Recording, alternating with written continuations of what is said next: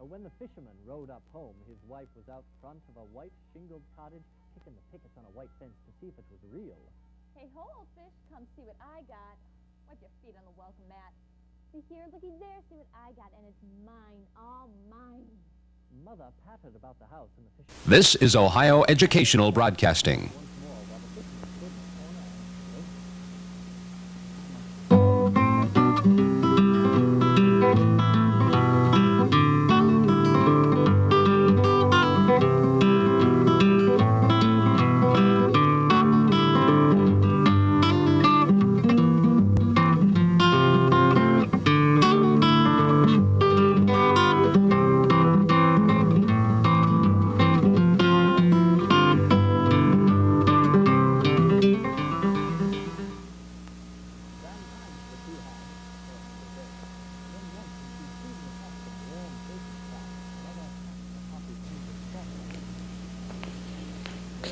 James Madison, why are you no outside with the others? Tell me that, no?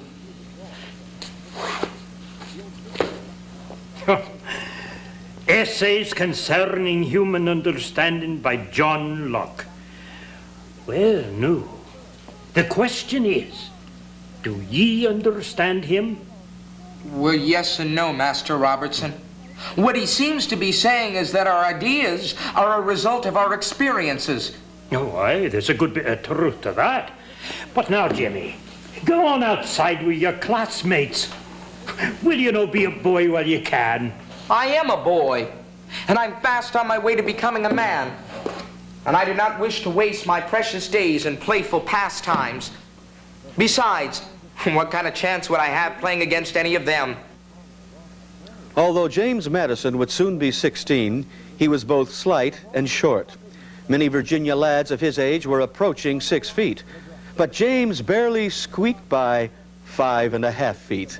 While he couldn't compete very well in sports with his schoolmates, he had nevertheless earned their liking and respect, and was often called upon to settle their disputes, for they had found his decisions fair and his judgments sound. But Master Robertson, every wind that blows nowadays keeps telling me I should waste no time in growing up. As a man, I could do more to help. Precisely what ye refer to. Well, the Stamp Act, for one thing. What do you mean, lad? The Stamp Act was repealed last year. You know that. Yes, but it was repealed with a declaratory act. Now let me see if I can recall the words. That Parliament has full power and authority to bind the colonies and the people of America, subjects to the Crown of Great Britain. In other words, Great Britain can slap on a tax anytime it wishes, and that's not fair. Though James Madison was born near Fredericksburg, Virginia, his childhood, shared with 3 brothers and a sister, was spent on a Virginia plantation called Montpelier. After completing his classes with Master Robertson, James moved on to the College of New Jersey, known today as Princeton. It was there that his intense interest in government was both encouraged and influenced by the president of Princeton, Dr. John Witherspoon.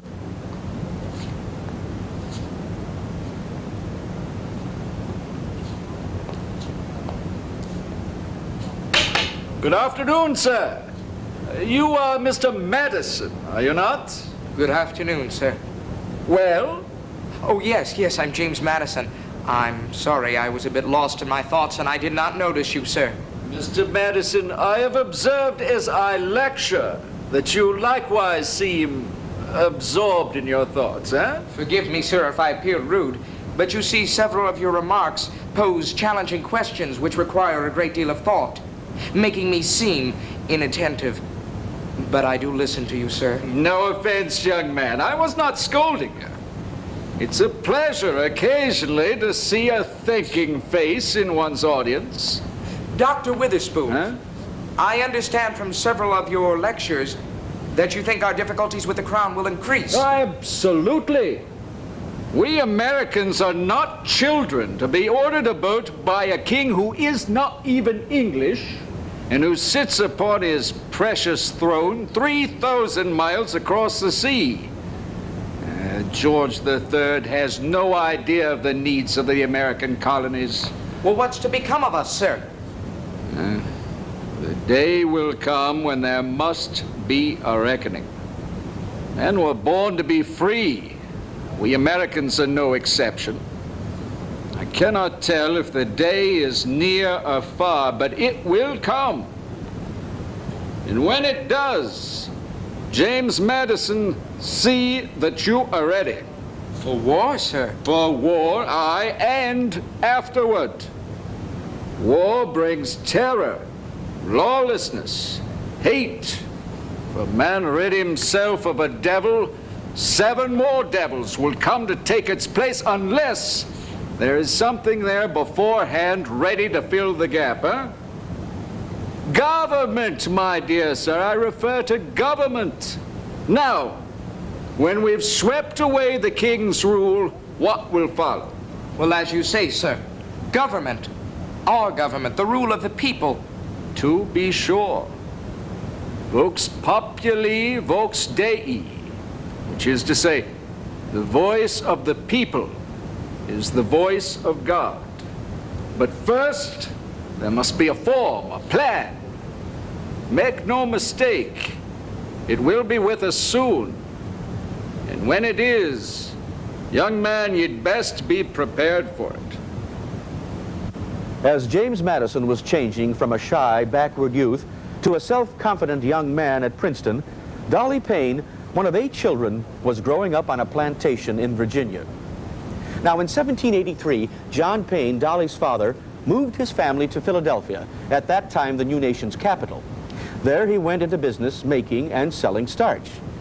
Well, by 1789, John Payne's business had failed, and he died soon after. Well, Dolly and her mother then opened a boarding house in order to continue to support their large family. When Dolly was 22, she married John Todd, a young lawyer. Then in 1793, yellow fever broke out in Philadelphia, killing thousands of people.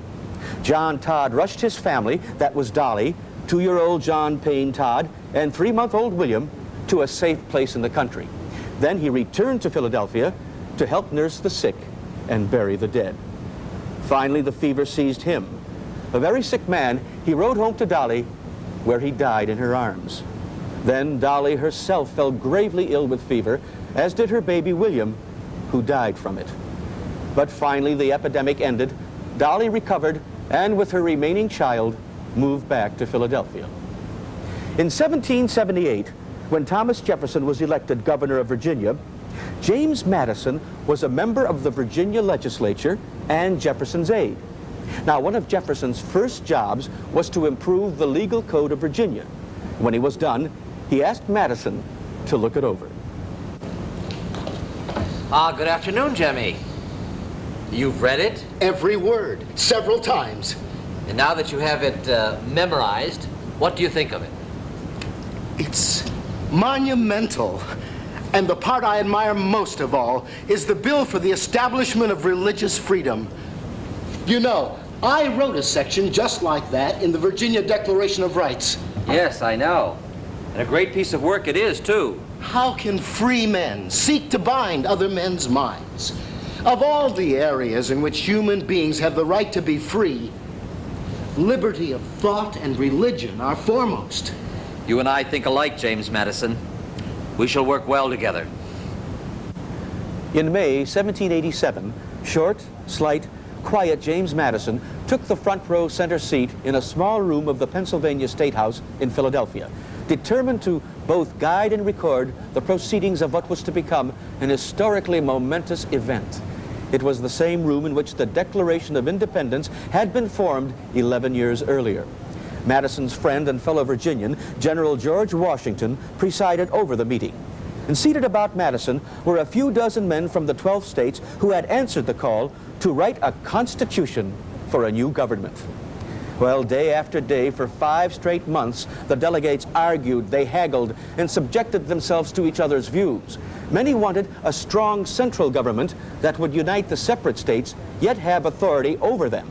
and others wanted to protect the powers of the states, thereby leaving a weak central government. Well, when the members of that convention completed their work on September 17, 1787, they had managed to put together a 5,000-word document that was filled with compromises. You know, that is, they kind of bargained back and forth to satisfy each other. Well, the result was that a majority of the delegates were in doubt as to the success of the convention and its constitution. But on one point, there was unanimous agreement. 36-year-old James Madison had played a leading role in the framing of the American Constitution. Through his zeal, his wisdom, and his knowledge of government, he had emerged as the father of the Constitution.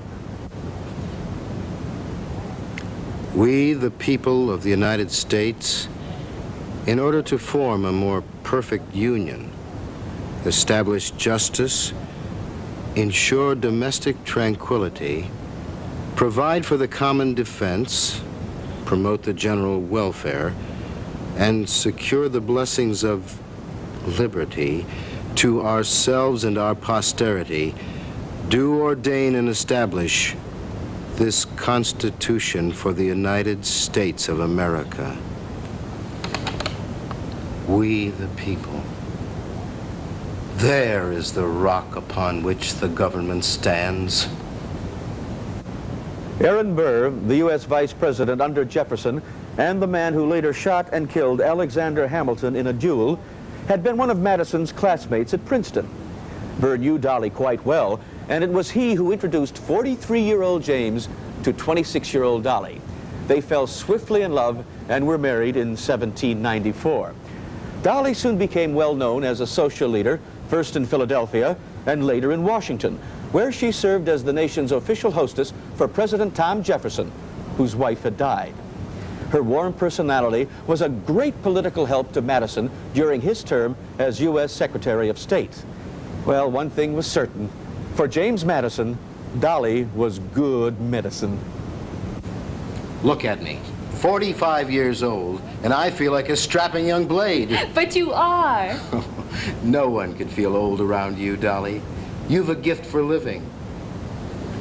What a fortunate man I am to have you as a wife. Politics for a career, and Montpelier for the summers. It's maddening, I tell you. The British fleet has begun a blockade of the entire European continent.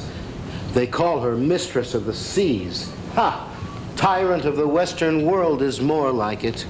How will you and Mr. Jefferson solve this situation? Dolly, your childlike faith can be exasperating at times. We may never solve it. And in that case, God help us. You will solve it. Dolly, I do not chant magic words and hope for the best. I've built my life on reason. And faith and justice and goodness and honor. And you will solve it.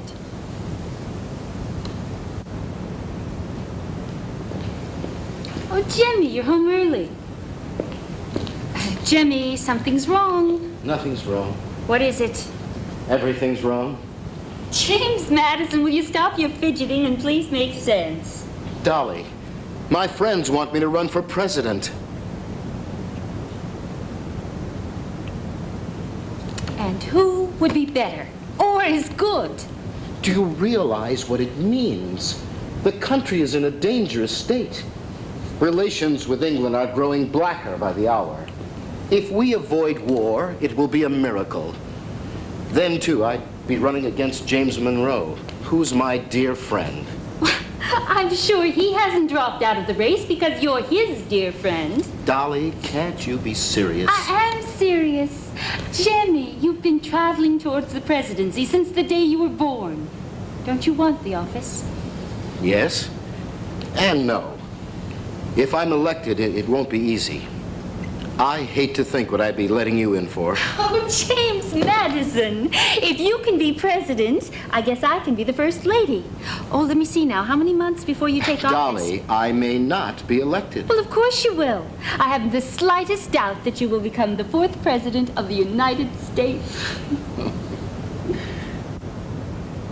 And in 1808, James Madison, at the age of 58, did indeed become the 4th president of the United States, succeeding Thomas Jefferson. The inaugural ball was a dazzling affair, leaving the new chief executive rather exhausted. Oh, my poor darling, you're all in. Let me get you a glass of warm milk to help you sleep. I don't want to sleep. I'd rather enjoy this blessed peace and quiet, away from all that babble and confusion. Good. Then we can talk about the ball. That's the fun of a party, talking about it afterwards. I do think you enjoy it all. Planning it, going through it, then talking about it when it's over. I do. I love people and gaiety and things happening. Sometimes I think I'm a little wicked. Dolly, you don't have a wicked bone in your body. You were made for life and excitement and love. I'm blessed with you. I can plainly see I'll never have to give a thought to banquets, balls, receptions, or furnishings. They're your responsibility. Just as it is yours to run the country. And I know you shall do that nobly. My dearest Jemmy. One of Dolly's first projects as First Lady was to redecorate the White House, which at that time was called the President's Palace. Meanwhile, one of Madison's projects as president was to direct Congress to declare war on England in order to protect the commercial rights of the United States on the high seas. The war, unpopular with the American public, was called Mr. Madison's War. Well, in 1814, the British captured Washington and then set fire to it. Madison fled the President's Palace to join and help lead American troops camped just outside the Capitol. Dolly had to be left behind. But then, disguised as an old farm woman, she slipped by the British in a horse-drawn wagon, escaping to the open countryside. For several days, James and Dolly lost track of each other, not knowing if the other was safe or even alive. Finally, they were reunited at a country inn. Dolly. Jemmy. Dolly, if anything would have happened to you... Hush. Everything's fine. I've got good news for you. Dolly, you are my good news. Right after you rode away from the mansion, I packed all the state papers into an old farm wagon. And then I had President Washington's portrait taken down from the wall and rolled up. And inside of that, I placed the Constitution and the Declaration of Independence. I put them in the wagon and we rode off like the wind. At least the British didn't burn them. They are priceless, my love. But you are more so. The war ended victoriously for the United States, and it was during that clash, known as the War of 1812, that Francis Scott Key was inspired to write the words for our national anthem, the Star-Spangled Banner. In 1817, James Madison, after having been president for 8 troubled years, retired with Dolly to his beloved Montpelier, where he died at the age of 85. As a young man, James Madison had dreamed of a unified nation with freedom and liberty for all. As a mature man, he had framed the Constitution as well as the Bill of Rights. All the years of his life were a dedication to the country he loved and served so well. After James died, Dolly left Montpelier and returned to Washington, where she continued her social activities. She died in 1849, a much admired woman who had touched the lives of thousands of people and left them happier for having known her. I would say this country has come a long way. Yes, and it still has a long way to go. The advice nearest my heart and deepest in my beliefs is that the union of states must be honored and preserved.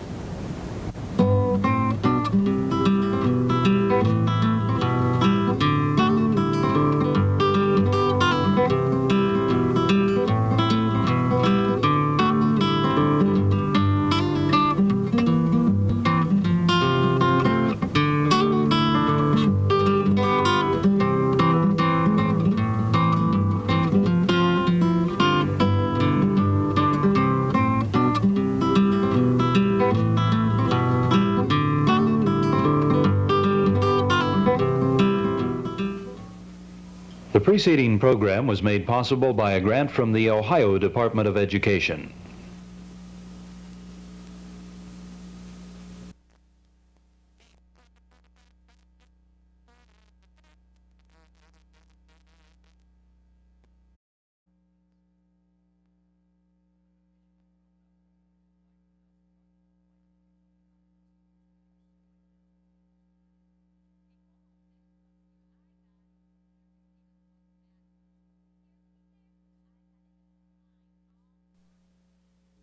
This is Ohio Educational Broadcasting.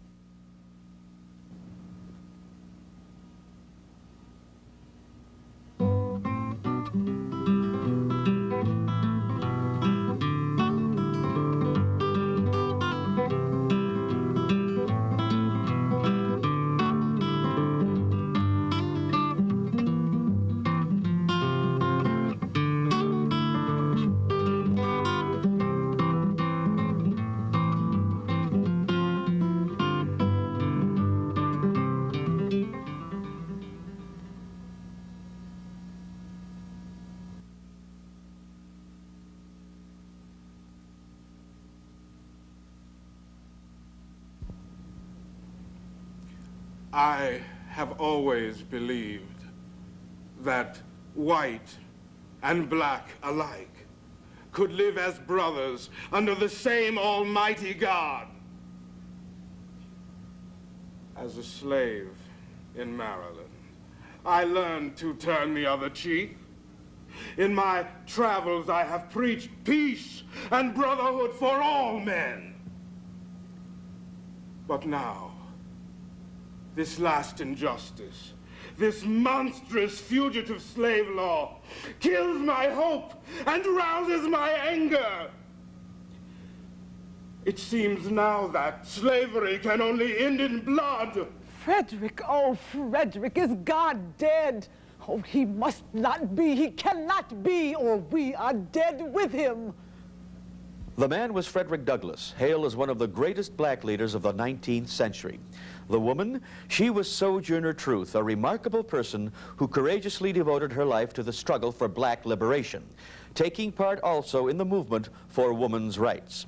The fugitive slave law, well, that was a law passed by Congress in 1850 which said that captured runaway slaves had to be returned to the slaveholders. People convicted of hiding slaves could be imprisoned or fined so heavily that they would lose everything they owned. As for the runaways, they were denied a trial by jury, could not testify in court, and might even be shot when captured, or whipped, or sold to the Deep South, where they would probably die anyway from brutal treatment. Sojourner Truth was born a slave in 1797 in New York State and was given the name Isabella. When she was 9, Isabella was taken from her parents and sold to a short-tempered storekeeper who would beat her whenever she displeased him. Later, she was sold to the family of a man named John J. Dumont. Isabella lived with the Dumonts for 17 years, growing into a tall, thin, tough young woman. In 1814, Dumont decided that Isabella should bear children and picked another one of his slaves, a young man named Thomas, to be her mate. Eventually, she gave birth to 5 children. In 1826, Isabella, with an infant daughter, escaped to New York City, where she lived and worked as a free person. Then one day, looking at the people around her, she said to herself, "Truly, here the sick rob the poor, and the poor rob each other." And saying that she was just as guilty of selfish living, Isabella left New York City and set out to find a new way of life. My name was Isabella.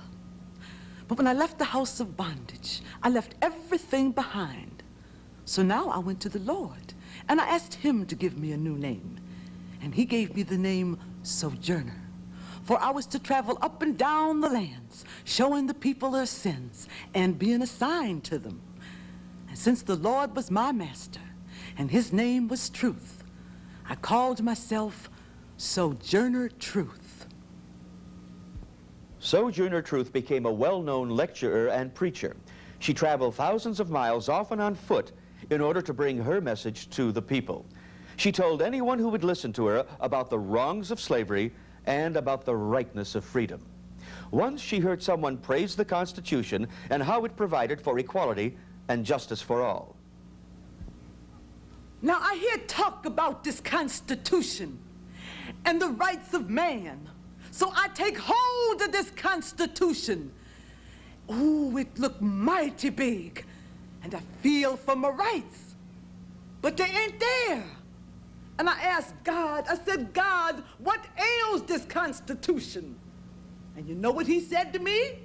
God said, "Sojourner, there's a little evil in it." What made her one of the most popular orators of the time was her ability to appeal to white people by shaming them or encouraging them or even praising them. She was one of the few black leaders of that period who spoke almost only to whites.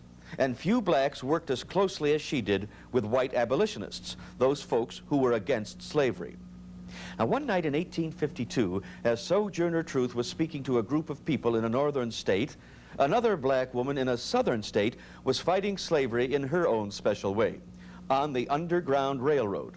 On this particular night, two armed men, patrollers as they were called in the South, galloping along a Maryland road in search of runaway slaves, stopped to nail a sheet of paper to a tree.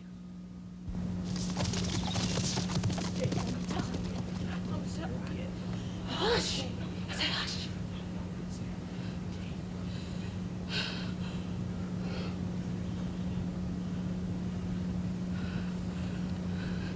It's gone now. It's all right. Come on. We goes this way. Well, shouldn't we wait some? I mean, them patrollers mighty close. Can't waste the darkness. We needs every minute. What about that sign that pinned to that tree? Jake, you can read. What's it say? Say you want it, Harriet. Dead or alive. Well, they wants me for a long time now. But they ain't caught me yet. Now we can just forget it. Now let's go. And so they trustingly followed Harriet Tubman back into the woods. She was their Moses, and like Moses in the Bible, she was leading her people toward their promised land, freedom to the north. So you see, the Underground Railroad didn't look at all like a train in a tunnel chugging along on tracks. It was a system of escape, and it came about when free Negroes, Quakers, and farmers who helped runaway slaves through Ohio, Pennsylvania, and New York started using words and phrases normally used for railroads. They called themselves conductors or station masters. Their houses, barns, and haystacks were called depots or stations. The runaway slaves were called passengers. Harriet Tubman was born in 1820 in a one-room, dirt-floored cabin on a plantation in Maryland. When she was 6 years old, Harriet was hired out. Now, hired out was the term used when a slaveholder loaned one of his slaves to another white person and then collected money for it. As she grew older and stronger, she was doing jobs that would have made a strong, full-grown man tired. She worked from dawn to dusk in the rain and in the heat of the sun, chopping down trees, loading wood on wagons, and splitting rails. When she was 15, she was struck in the head with a heavy lead weight while trying to protect an escaping slave from the pursuing overseer. She lay unconscious for days and was expected to die. Miraculously, she recovered. But because of the blow, she suffered spells for the rest of her life, often falling into a deep trance-like sleep. When she was 24, Harriet married John Tubman, a black man who had been born free. Well, soon after, her master's plantation started losing money. Now, whenever that happened, the slaveholders would start selling their slaves south in order to make money to make up their losses. For the slaves, it was just like a death sentence. Harriet decided to escape.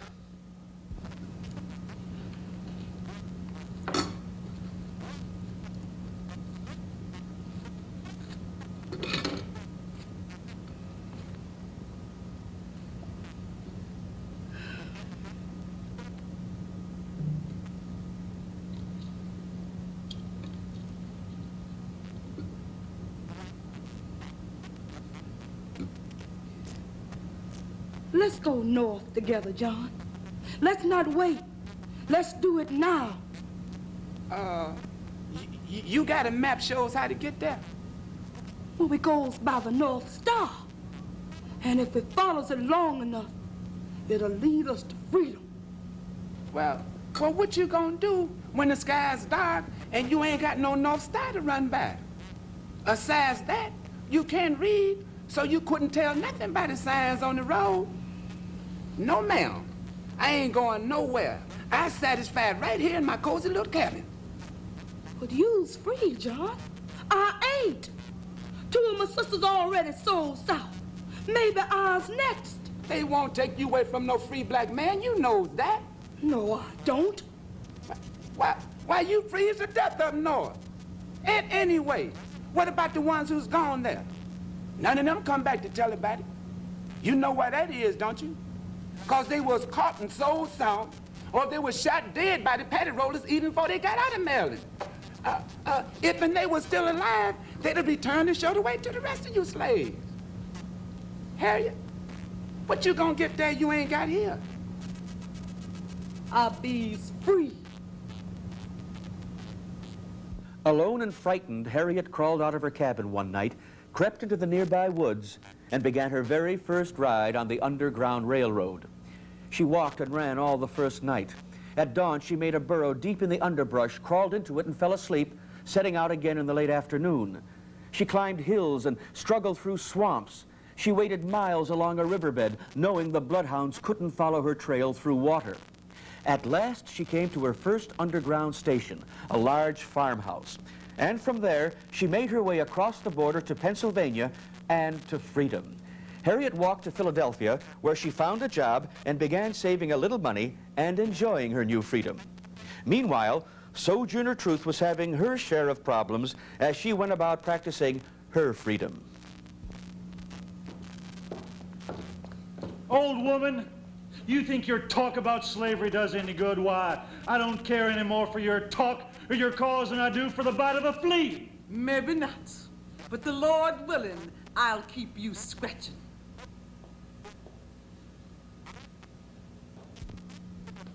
How dare you put Negroes on the same level as whites?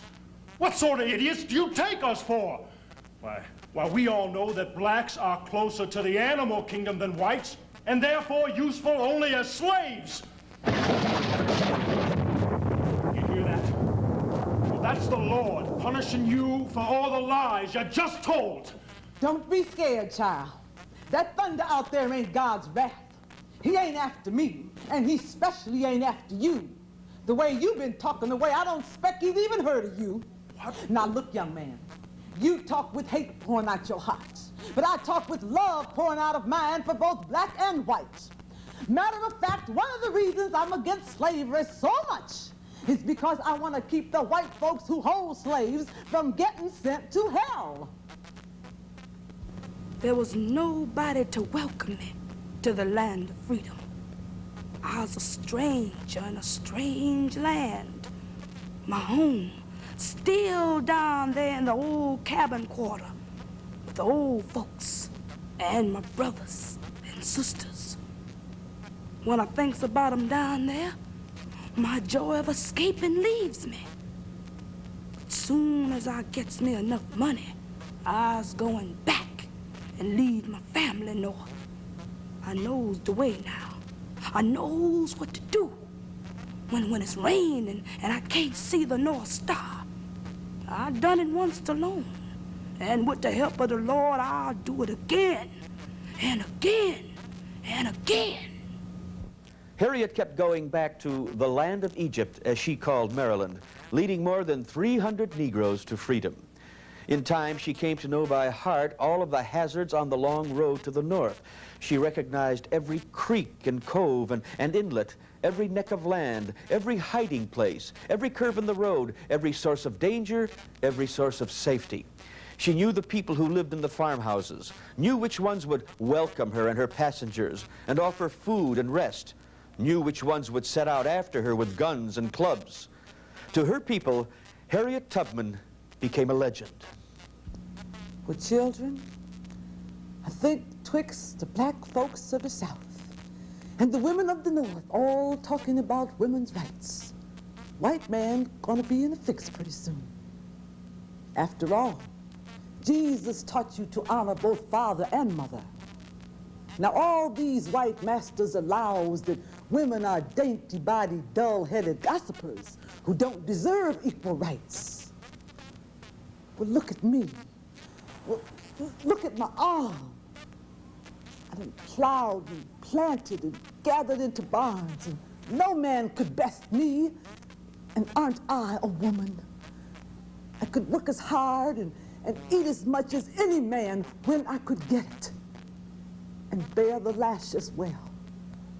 And aren't I a woman? I've born 5 children, and seen most all sold off into slavery. When I cried out with a mother's grief, none but Jesus heard. And aren't I a woman? The Underground Railroad ain't no fancy joyride. It means walking and sometimes running and being hungry and sometimes jouncing up and down in the bottom of a farmer's wagon.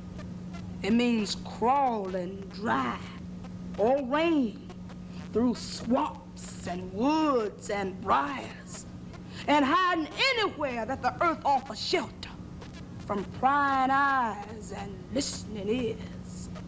It means never enough sleep, because the walking has to be done at night and the sleeping during the day. And always there's the hounds and the guns and the hooves biting at your guts. But, brothers and sisters, at the end, there's the promised land. During the Civil War, Harriet Tubman served as a scout, a spy, and a nurse for the Union forces.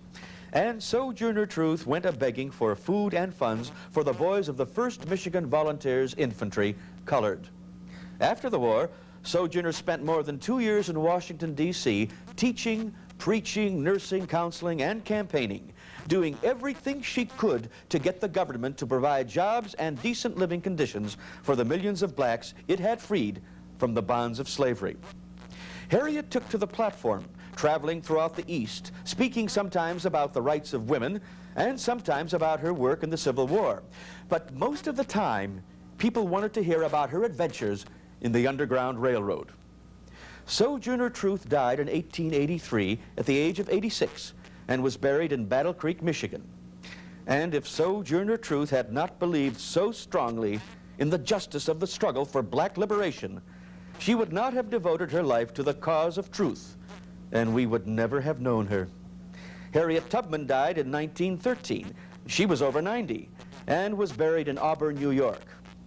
Of all her achievements, Harriet is best remembered as a conductor on the Underground Railroad, the railroad to freedom.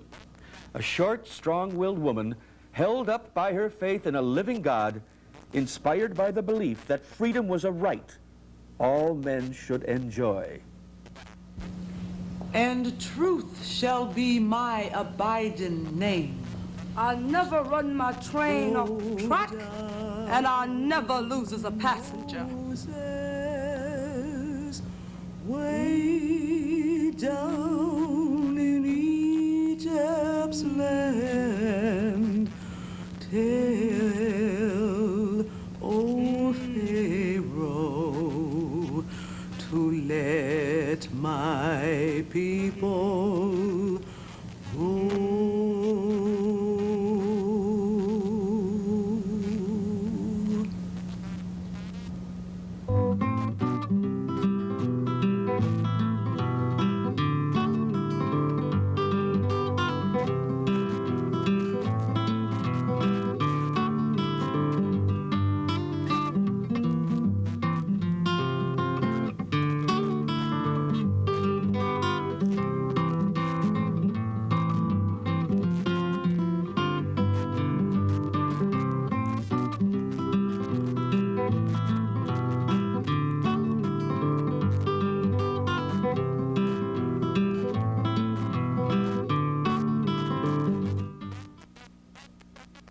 The preceding program was made possible by a grant from the Ohio Department of Education.